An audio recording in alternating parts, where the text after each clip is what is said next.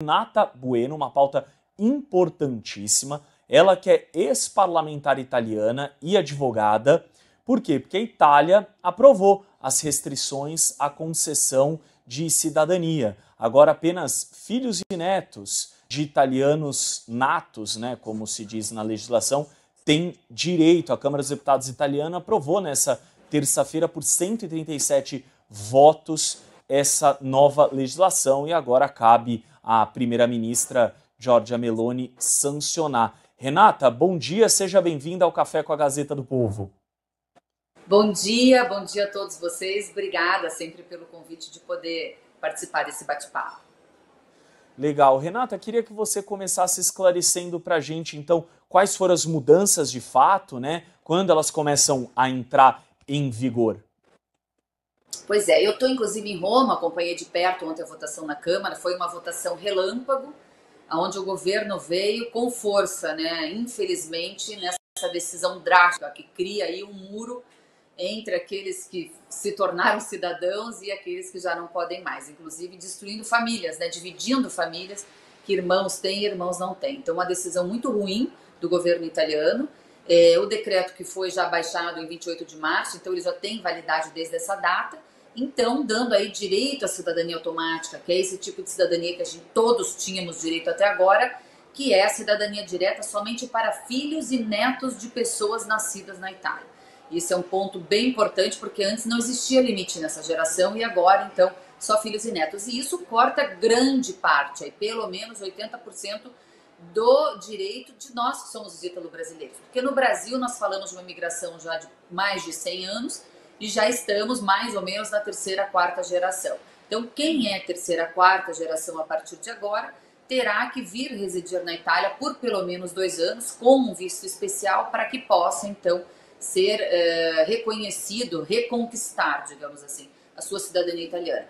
E filhos dessas pessoas que já fizeram reconhecimento, como é o meu caso, em torno de 1 milhão de brasileiros, que são menores, ainda poderão ser registrados até maio de 2026. Então eles deram essa brecha de tempo para que as pessoas possam regularizar os filhos menores. E aqueles que já são maiores, então caem sempre nessa nova regra de ter que residir na Itália.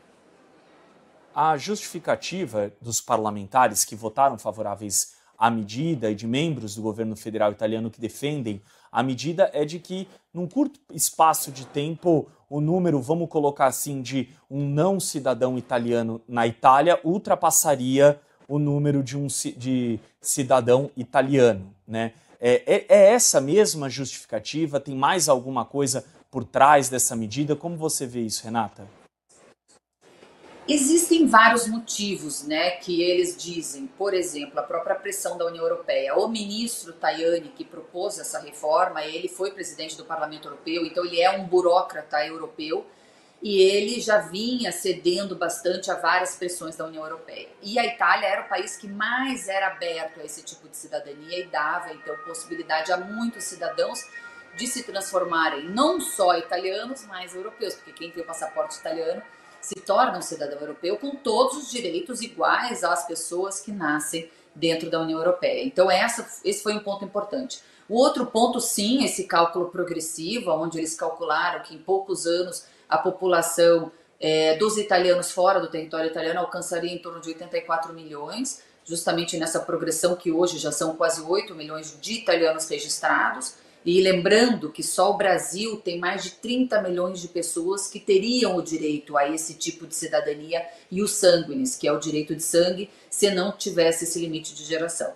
Mas de qualquer forma, isso cria, como eu falei, né, um divisor de águas muito grande aí na história, principalmente do Brasil, da América do Sul, que tem essa italianidade ainda muito viva dentro das famílias, e isso vai acabar infelizmente se perdendo ao longo do tempo. Por isso que nós somos muito contrários a esse decreto e atendendo aí, é claro, né, a gente teve aí uma série de escândalos também nos últimos anos, principalmente envolvendo brasileiros e pessoas da América do Sul que queriam dar um jeitinho para fazer essa cidadania, né, usando documentação falsa, corrompendo funcionários de prefeituras aqui na Itália para que pudessem ter essa cidadania, até jogadores de futebol, por exemplo, para facilitar o ingresso deles nos times locais. Então foram uma série de motivos aí que eles justificam. Mas é claro, isso ainda seria muito pouco, né? Muito fácil de se organizar e de se ajustar e de punir, né, crimes e pessoas que estavam realmente cometendo esse tipo de crime contra a cidadania, contra a pátria Itália, mas não cortar dessa forma agressiva como foi feita pelo ministro Tajani. Uma forma que realmente ofendeu demais toda a nossa coletividade dos italianos no exterior. Renata, para a gente fechar, tem algum levantamento, alguma perspectiva de quantas pessoas serão afetadas com essa medida? Acredito eu que milhares, né? Milhões, como eu falei, só o Brasil eram mais de 30 milhões de descendentes que teriam direito, mais a Argentina se fala em pelo menos 20 milhões e assim por diante. A questão é que muitos não se interessavam mesmo, né? Mas agora nós temos aí pessoas que já estavam preparando documentação, pessoas que estavam até residindo na Itália para fazer a cidadania via presencial. Então, essa que é a grande dificuldade agora, né? Nós tivemos várias pessoas envolvidas, pedindo inclusive uma margem de tempo para regularizar essas pessoas que já estavam se preparando para isso. Lembrando que aqueles que já protocolaram ou via judicial, ou presencial, ou no consulado, os seus pedidos, fica tudo como está, segue realmente garantido o direito da cidadania. E aqueles também que já são cidadãos, segue tudo igual. Então, a questão realmente são aí milhões que perderão essa possibilidade automática, tendo que daí construir uma vida de pelo menos 2 anos na Itália para poder reconquistar a cidadania.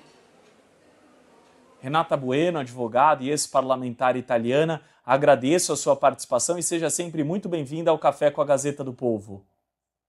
Eu que agradeço, é sempre bom voltar para casa, né? Eu tô aqui em Roma, falando da Itália, mas muito bom falar com vocês aí, enfim, no Paraná e no Brasil. Um abraço a todos. Obrigado, bom dia.